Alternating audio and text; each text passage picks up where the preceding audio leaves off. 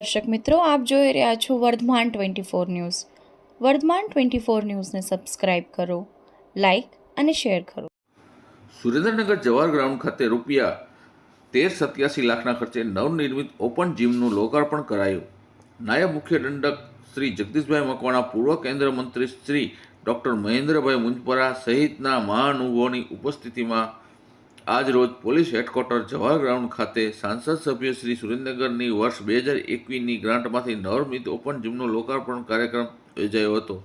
નાયબ મુખ્ય દંડક શ્રી જગદીશભાઈ મકવાણા, પૂર્વ કેન્દ્રીય મંત્રી ડૉક્ટર મહેન્દ્રભાઈ મુંજપરા, સાંસદ ચંદુભાઈ સિંહોરા, સુરેન્દ્રનગર દુધેડ નગરપાલિકાના પ્રમુખ જીજ્ઞાબેન પંડ્યા, જિલ્લા ભાજપ પ્રમુખ શ્રી હિતેન્દ્રસિંહ ચૌહાણ સહિતના મહાનુભાવોએ રિબિન કાપી જીમનું લોકાર્પણ કર્યું હતું.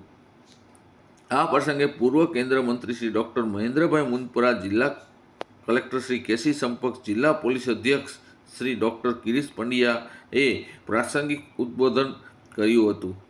અત્રે ઉલ્લેખનીય છે કે માનનીય સાંસદ સભ્ય શ્રી વર્ષ 2021-22ની ગ્રાન્ટમાંથી જવાહર ગ્રાઉન્ડ ખાતે ₹1387 લાખના ખર્ચે ઓપન જીમનું નિર્માણ કરવામાં આવ્યું છે. આ જીમમાં કસરત માટે ઉપયોગી એર વોકર, રિવિંગ પુલ અપ બાર, સ્ટ્રોલર, ડબલ બાર ચેસ્ટ, પ્રેસ શોલ્ડર ટ્વિસ્ટર સહિતના કુલ 29 સાધનોની ખરીદી કરવામાં આવી છે.